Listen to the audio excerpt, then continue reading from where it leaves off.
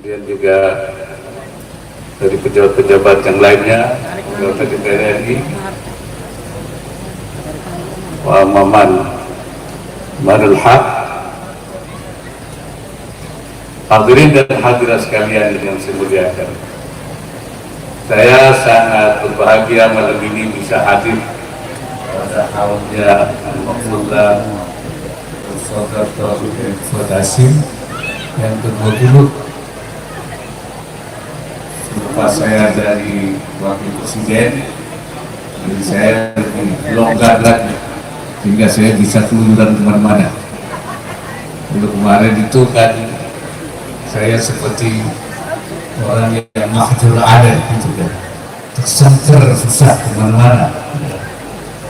Saya memang tadinya berharap selepas saya jadi Wakil Presiden ada santri lagi yang jadi Wakil Presiden bahkan jadi Presiden. Tapi sayangnya periode ini tidak ada. Sebenarnya santri bisa saja jadi Presiden. Saya santri bisa jadi Wakil Presiden, Gus Dur santri bisa jadi Presiden. Oleh karena itu saya harap ke depan ada santri lagi yang jadi Presiden, dan siapa tahu santri itu dari buntut sini santri. Insya Allah. Asal kita juga berjuang. Ya. Saya merasa malam ini teringat lagi pada masa-masa yang lalu, masih sama-sama muda, saya sering bertemu dengan beliau, bersilaturahim dengan Kiai Fuad, Gus Dur, Habib Lutfi. Saya seperti 4 serangkai, bertemu di Bunter, bertemu di Jakarta, bertemu di Pekalongan. Dan saya kalau masuk Bunter sini pasti di depan sana itu makan sate dulu. Saya tidak tahu makan satenya masih ada atau tidak. Sudah tidak ada mungkin ya. Jadi setelah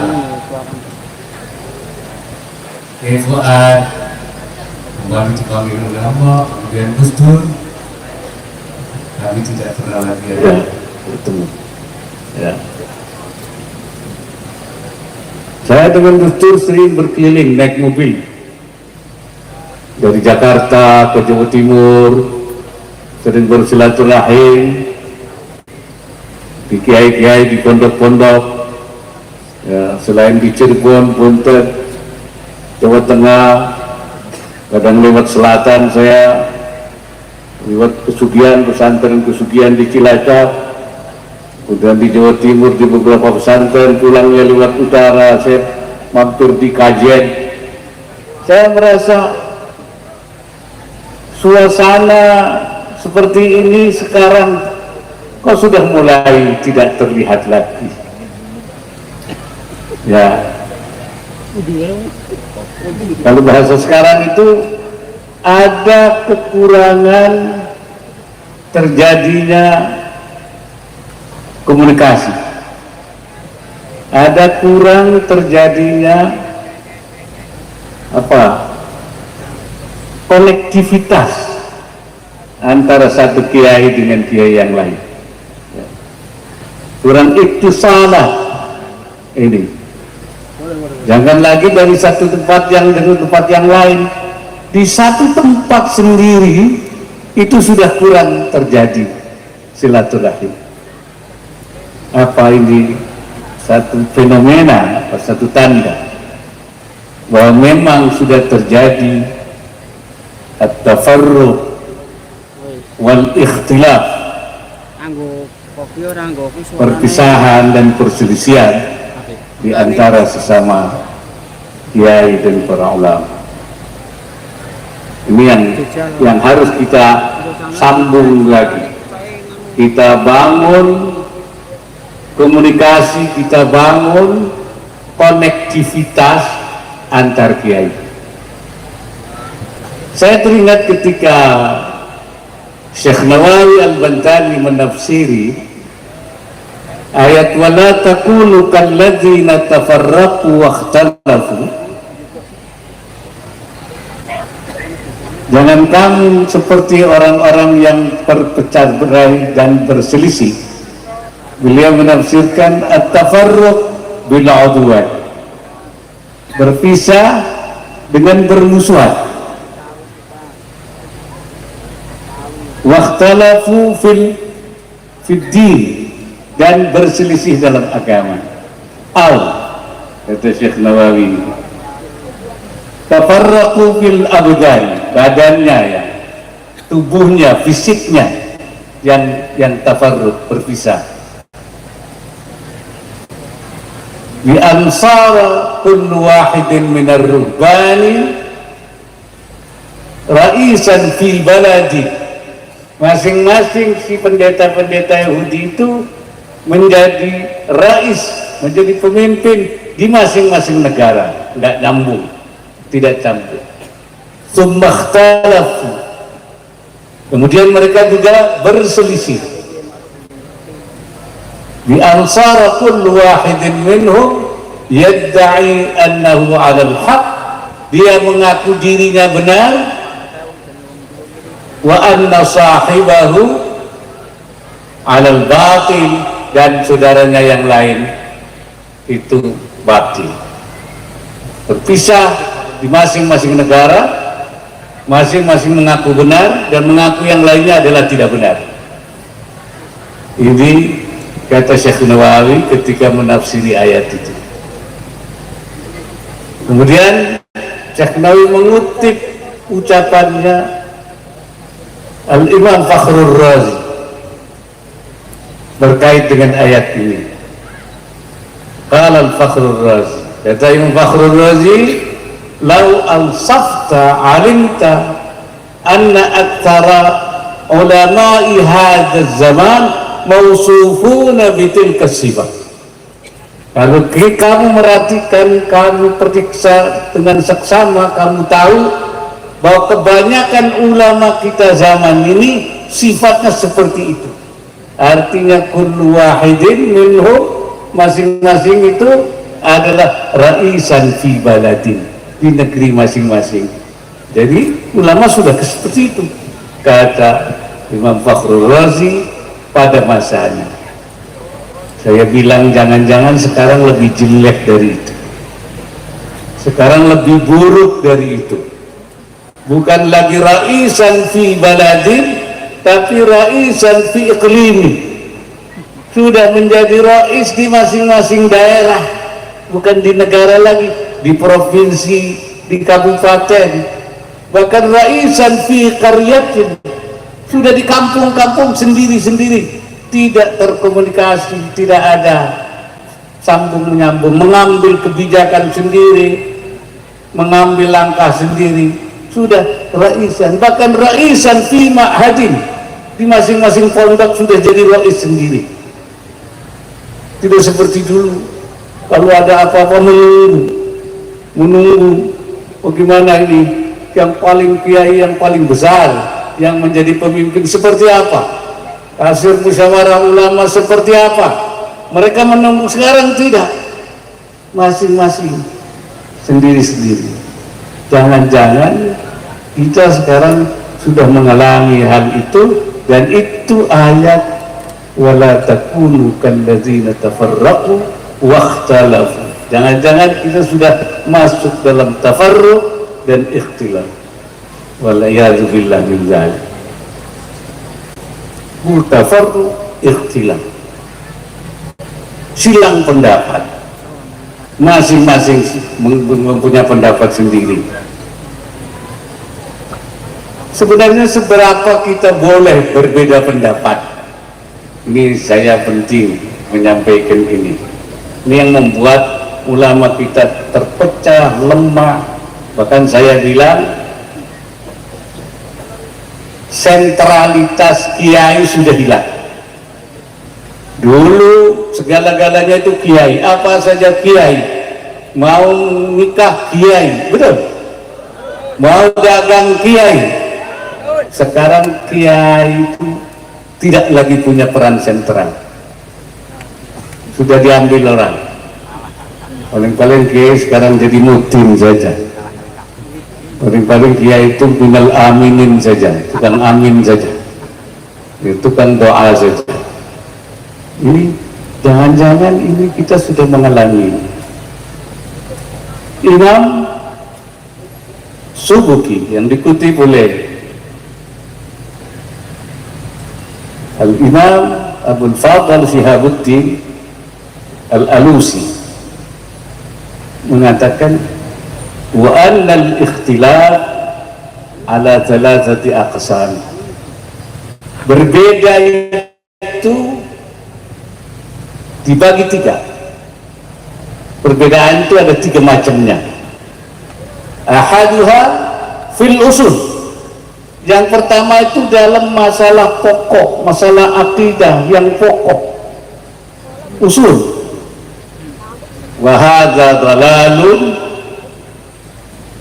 wa sababu kulli fasadin, ini sesat. Kalau kita berbeda dalam usul, sesat dan sebab daripada segala kerusakan. Wa huwal musyaru ilaihi fil Qur'an, itu yang diisyaratkan dalam Al-Quran. Wala tafarraqu wakhtalafu, itu ini, yaitu fil usul. Itu nomor satu. Nah, yang penting nih, watani, yang kedua, fil ara wal huruf, dalam berbagai pendapat, tentu pendapat-pendapat yang strategis, dan dalam peperangan, strategi peperangan. Kata Imam Subki, wa hadha huwa alladhi yushiru ilaihi qauluhu sallallahu alaihi wasallam li Mu'adz wa Abi Musa lamma ba'athahuma ila al-Yaman tatawa'a wa la takhtalifa. Ini yang diisyaratkan oleh Nabi kepada Mu'adz, kepada Abu Musa, Mu'adz bin Jabal dan Abu Musa al-Asy'ari ketika diutus keduanya oleh Nabi ke Yaman. Tatawa, bersatulah kalian, wala takhtalifa, jangan berselisih kalian. Artinya tidak boleh dalam berpendapat, dalam menyampaikan dakwah, melakukan, tidak boleh ada ikhtilaf, tidak boleh. Apa kata Imam Subki? Wa hadza haramun aidan, ini haram juga, tidak boleh dalam soal-soal strategis, tidak boleh ada perbedaan pendapat. Lima fihi min tadyi'il manafi', lima fihi min tadyi'il manafi' ad-diniyah wa ad-dunyawiyah, karena di sini akan mentadyi', menghilangkan masalah-masalah keagamaan, maslahat keagamaan dan masalah keduniawian. Ini tidak boleh di dalam fil ara wal huruf. Dua hal ini kita tidak boleh ikhtilaf. Nah, baru yang ketiganya, wasalih, yang ketiganya fil furu', di dalam masalah furu', kal halali wal harami wa nahwihima, dalam soal yang halal dan haram dan sebangsanya. Ini kata Imam Subki, ya. Kemudian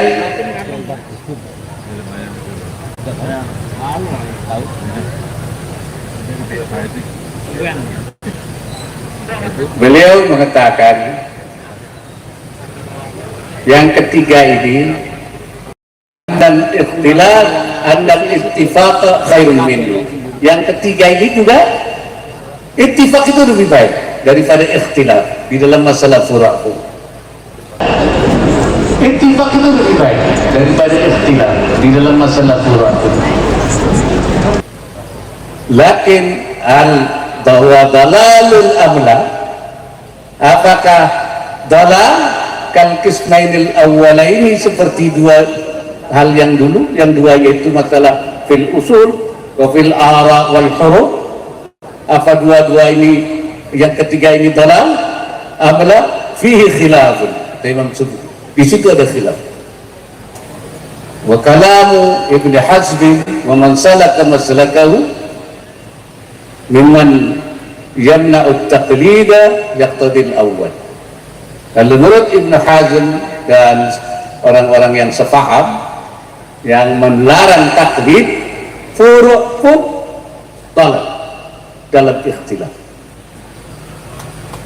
Itu kata Imam Subki. Wa amma nahnu, tapi kami, ya, wa inna nujawwizu taqlida lil jahil. Kami membolehkan taklid bagi orang yang bodoh. Kalau enggak bodoh, enggak taklid, gimana itu? Ya, ini bahaya. Jadi kalau tidak taklid, ijtihad sendiri, padahal dia tidak ahliyatul ijtihad, malah tambah ngawur. Ya. Kemudian juga beliau mengatakan wal akhdha 'inda al-hajat an aqwali ba'd al-ulama, dan mengambil ketika dalam kebutuhan sebagian pendapat ulama min ghairi tatabbu'ir rukhas, tapi bukan mencari yang rukhsah-rukhsah. Sebab ada juga dia mengambil pendapat tapi carinya yang rukhsah-rukhsah saja. Kalau tidak mencari yang rukhsah-rukhsah, dia bilang fayaqtadi tsani, yaitu tidak. Yang kedua artinya tidak halal itu. Tapi tidak dalam arti tatabbu'ur rukhas. Nah, ini yang saya maksud tadi, kita jangan sampai masuk di dalam wilayah-wilayah ini. Al-furu' dalam usul jelas tidak boleh ikhtilaf. Di dalam fil ara wal huruf, masalah-masalah yang strategis itu tidak boleh ikhtilaf, itu jelas. Di dalam usul memang ada khilaf, di dalam furu' ada yang khilaf, tapi katanya Imam Subki memang ada yang tidak bolehkan, tapi kami membolehkan. Jadi kita sebaiknya perlu adanya di dalam mengambil satu langkah-langkah strategis untuk umat Islam, harus satu pendapat, harus ada tauhidul ara, harus ada taswiyatus sufuh. Jangan macam-macam. Ini yang menyebabkan kelemahan umat Islam ini di sini. Masing-masing berpendapat sendiri, ngadu sendiri, mengambil kebijakan sendiri, mengambil langkah politik sendiri. Ini yang menyebabkan saya bilang tadi, sentralitas kiai menjadi hilang, tidak lagi punya pengaruh apa-apa. Dulu manjur kiai, tinggal Hadratus Hasyim Asy'ari waktu terjadi penyerangan kembali Belanda. Waktu itu baru kita merdeka beberapa hari, Belanda datang, ya kan? Tentara belum terkonsolidasi, polisi belum terkonsolidasi. Siapa yang menghadapi mereka? Untung Hadratus Hasyim Asy'ari tampil membuat fatwa jihad. Ini jihad yang difatwakan oleh Hadratus itu jihad qitali, jihad perang itu. Saya akan membagi jihad itu menjadi dua, jihad qitali, jihad islahi. Jihad qitali itu jihad perang, ketika kita membela diri, difai. Nah, jihad yang di fatwa jihadnya Hadratus itu jihad qitali. Kalau jihad islahi itu jihad yang terus menerus, yang istimrariyah, yang sustainable, berkelanjutan. Dan itu khatwah nabawiyah, langkah kenabian. Seperti dikatakan oleh Nabi Allah Shu'aib, in uridu illa al-islah mastata'tu. Saya tidak mengendaki kecuali melakukan islah. Jadi khatwah islahiyah, jihad islahi itu berkelanjutan. Apa langkahnya islah itu? Itu jihadun nafs, Nah, itu jihad dakwah itu berkelanjutan, jihad pendidikan tarbawi, jihad iktisadi ekonomi itu jihad. Ya, itu Syekh Nawawi sendiri yang mengatakan wa ammal ijtihad fi talabir rizqi. Ini kata Syekh Nawawi, ma'a qiyami huquqillahi ta'ala, mencari rezeki dengan tetap menjaga hak-hak Allah Ta'ala min ghairi taksirin, tanpa taksir, tanpa taksir ya, ke PK ya, orang Jawa itu apa ya, laisa dalilan ala ainil qalbi, bukan dalil matinya mata hati ya, bal huwal jihadul akbar, kata Syekh Nadawi, tapi itu jihad akbar ma'aqiyamnya. Jadi saya memaknakan itu ekonomi syariah, ekonomi yang masyru'ah, yang ma'aqiyamnya huquqillahi ta'ala min ghairi taqsirin, itu jihad. Kenapa beliau mengatakan begitu? Karena ada ungkapan dari Imam Ibnu Athaillah yang mengatakan ijtihaduka fima dumina laka wa taqsiruka fima tuliba minka dalilun ala rimasil basirati minka. Kamu mencari sesuatu yang dijamin rezeki, tapi abai, taksiruka abai terhadap yang dituntut oleh Allah, ibadah, itu dalil menunjukkan mata hatimu itu imrimas, itu hilang. Nah, akhirnya orang tidak mau lagi mencari dunia, dan bisa jadi imrimas. Tapi Syekh Nawawi mengatakan yang mazmum itu adalah ijtima'ul ijtihad fima dumina wa taqsir fima tuliba. Itu baru yang inrimas itu. Wa ammal ijtihad fi talabil rizqi ma'a qiyami huquqillahi ta'ala min ghairi taqsirin laisa dalilan ala ainil qalbi bal huwal jihadul akbar. Itu jihad akbar, itu jihad ekonomi. Malah saya menambahkan lagi satu lagi, jihad apa? Jihad siasi, jihad islah, itu jihad politik. Karena politik adalah medan jihad sepanjang dilakukan dengan konstitusional dan demokratis. Saya kembali lagi kepada apa yang tadi saya katakan, itu pentingnya kita membangun kesatuan, tauhidul ara, ikhtilaf fil ara wal huruf, itu termasuk haram menurut Imam Subki. Padahal kita sekarang banyak berbeda pendapat, begini saya nanya sendiri, ijtihad sendiri. Saya kira itu.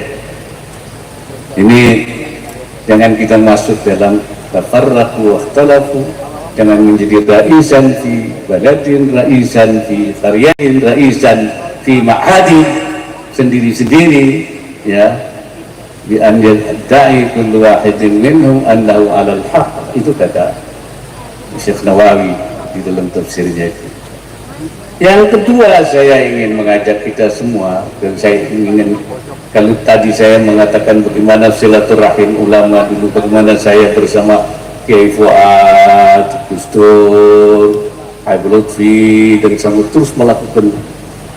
Yang kedua itu saya kira perlu kembali membangun sikap tangguh dari para kiai. Tangguh itu bahasa Arabnya sumut, ya, sumut tangguh, sumut tangguh. Kalau bahasa birokrasinya namanya resilient. Kalau dalam istilah ekonomi itu ekonomi tangguh, ekonomi yang resilient. Jadi ekonomi dunia ini sedang terkena gonjangan, disrupsi namanya, kegaduhan ekonomi di mana-mana karena perang, karena iklim, karena apa-apa terjadi goncang. Nah, kita melakukan apa yang kita namanya itu resiliensi, ketangguhan ekonomi supaya tidak terpengaruh oleh ekonomi global. Itu resilient. Nah, saya minta kiai juga melakukan resilient, karena ada banyak apa namanya itu kegaduhan, ya, disrupsi dalam masalah pemikiran, dalam masalah apa-apa, ya, dalam masalah berbagai konsep-konsep pemikiran. Kalau tidak, ya ini akan tergoncang, terbawa arus, tidak resilient. Saya menyebut ayat resilient itu adalah yaitu ayat laqad kana lakum fi rasulillahi uswatun hasanah. Bagimu pada Rasulullah ada uswatun hasanah. Ini ayat resilient, ayat ketangguhan. Kenapa saya menyebut itu? Karena Imam Ibnu Katsir mengatakan wa hadhil ayatul karimah aslun kabir. Ya, ini ayat yang mulia ini pokok sekali dalam hal apa? Fi ta'assi bi Rasulillah sallallahu alaihi wasallam fi aqwalihi wa af'alihi wa ahwalihi. Ya. Dalam soal kita mengikuti ucapan-ucapannya, sikapnya, perbuatannya. Walidha amaran nasa bitta'asi bin Nabi sallallahu yaumal ahzab. Karena itu Allah memerintahkan pada manusia untuk memegang teguh pada Rasulullah pada waktu perang Ahzab. Jadi ayat ini ayat perang Ahzab. Perang Ahzab itu perang, saya meminjam istilah ya, tidak ada hubungannya dengan keadaan di Indonesia ya. Perang koalisi namanya. Jadi perang menghadapi koalisi besar di bawah pimpinan Quraisy di seluruh negeri. Di Saudi itu bergabung dengan Quraisy menjadi koalisi besar. Orang Yahudi di Madinah, Bani Quraidah bergabung. Orang munafik yang jumlahnya 300 dari 1000 pengikut Rasulullah itu nyempal tinggal 700. Ya. Itu perlu diberikan resilient, ketangguhan, supaya mengikut Nabi dalam hal apa? Fi sabrihi wa musabaratihi wa murabatatihi wa mujahadatihi wa intidharihi farajah minallahi ta'ala. Supaya sabarnya, ketangguhannya, kejuangannya, semua itu ini di dalam uswatun fi Rasulullah itu di dalam hal. Jadi resilient dalam menghadapi tantangan itu. Walidzalik kata Imam Ibnu Katsir, qala ta'ala lilladzina taqallaqu wa tadajjaru wa tazalzalu wa tarabu fi amrihim yaumal ahzab. Karena itu Allah menyatakan untuk orang yang ragu, yang galau, yang goncang hatinya, tidak tenang pada perang Ahzab itu, laqad kana lakum fi rasulillahi uswatun hasanah. Jadi untuk yang taqallaq, tabajjar, orang yang seperti itu, maka laqad kana rasul adalah ayat untuk memberikan resiliensi, ya, kata. Dan Allah mengatakan bahwa di antara orang beriman ketika itu walaupun hanya tinggal 700, ada yang memiliki resiliensi yang tinggi. Maka Allah mengatakan walamma ra'al mu'minun, waktu perang Ahzab itu laqad kana lakum fi rasulillahi uswatun hasanah.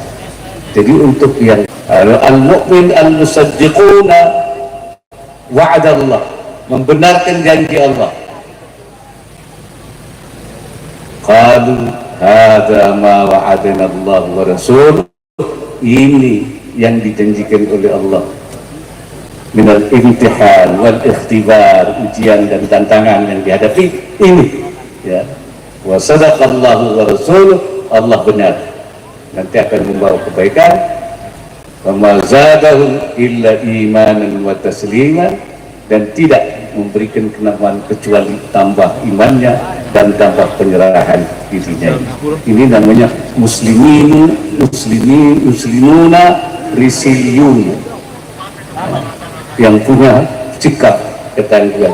Barangkali saatnya kita kembali, namanya itu membangun konektivitas di antara ulama, disambung lagi hubungannya, ittisalatnya, dibangun lagi resiliennya. Dan yang ketiga, boleh setuju boleh tidak dengan saya, ya, bahwa sekarang harus lagi dibangun kesadaran politik kiai. Kenapa? Karena sekarang banyak kiai sudah tidak sadar politik, tidak punya penyadaran, menganggap politik bukan urusannya kiai. Politik itu bukan urusan kiai, cuma ngaji, berdakwah, ya kan, berdoa, jumpa jampe, sembur. Urusan politik bukan urusannya kiai. Padahal semua persoalan penting diputuskan melalui keputusan politik, kebijakan, aturan, undang-undang, bahkan calon presiden, wakil presiden, keputusan politik. Rakyat cuma suruh milih, calonnya diputuskan dalam keputusan politik. Ini, si ini jadi calon presiden, sini jadi wakil presiden, rakyat milih. Jadi bukan yang mencalonkan, bukan rakyat, bukan, keputusan politik. Gubernur, wakil gubernur, wali kota, wakil wali kota, itu semua keputusan politik. Jadi kalau keputusan politik kiai-kiai tidak ikut, maka keputusan politik tidak ada lagi manhajnya kiai di situ. Tidak ada manhajin ala manhajin kiai, tapi ala manhajin ghairi kiai. Tidak ada lagi. Nah, inilah akibat daripada itu, kemudian melemahlah, saya bilang, gerakan politik kiai akhir-akhir ini. Kalau saya katakan qad dha'afat al-harakah al-siyasiyah al-kiyaiyah fi alam siyasi al-Indonesi, bal kadat tamutu fi hadhihi al-ayyam al-akhirah. Telah melemah gerakan politik kiai di dalam tatanan perpolitikan, dunia perpolitikan Indonesia, bahkan akhir-akhir ini sudah hampir mati, atau mungkin balqad mata, atau mungkin sudah mati. Kenapa? Karena para kiai sudah tidak punya lagi kesadaran politik, sudah tidak lagi menganggap itu bukan urusannya kiai, jadi akhirnya menjadi urusan orang lain. Di sini yang saya katakan, maka sentralitas kiai satu-satu, karena kurang silaturahimnya, kurang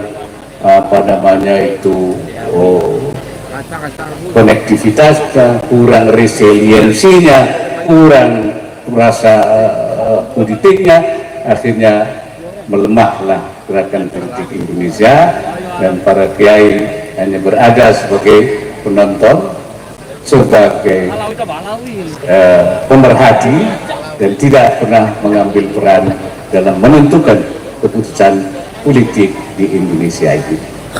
Saya kira buat saya hal malam ini menginspirasi saya, mengingatkan saya pada masa-masa lalu ketika berkumpul di beliau dengan Ki Abdul Abbas. Saya pernah bertemu dengan Ki Abdul Abbas pulang dari Jogja, malam-malam pulang subuh di jalan dengan Ki Abdul Abbas dari Jogja. Saya pulang bareng naik mobil, saya tidak lupa lagi sholat subuh berjamaah dengan beliau di jalan, berngobrol dengan beliau, berbincang tentang berbagai masalah. Saya juga pernah dengan Ki Abdul Abbas berunding di Bandung. Suasana masa lalu itu dengan Gus Fuad, bareng saya dengan Gus Dur, bareng ceramah di Lampung, di berbagai daerah. Gus Fuad itu kan unik, selalu naik mobil, mobilnya Mercy. Dia nggak pernah naik pesawat terbang.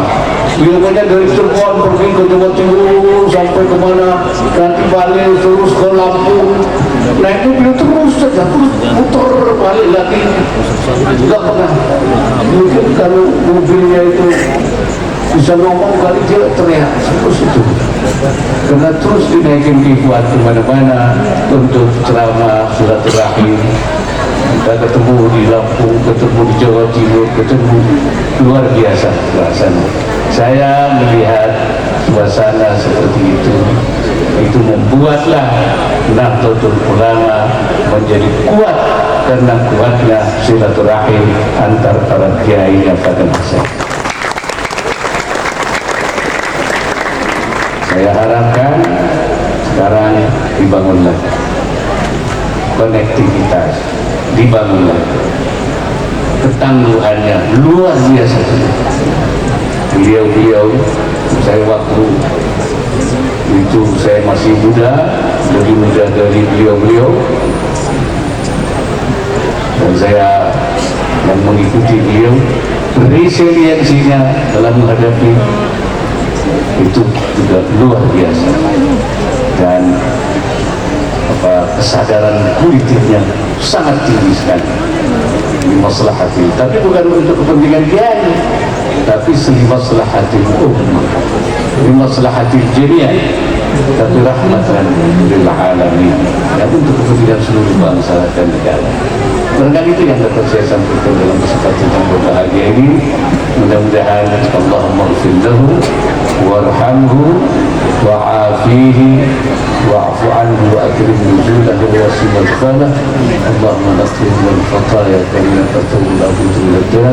Allahumma zid fahsani wa tajawaz an sayyiati.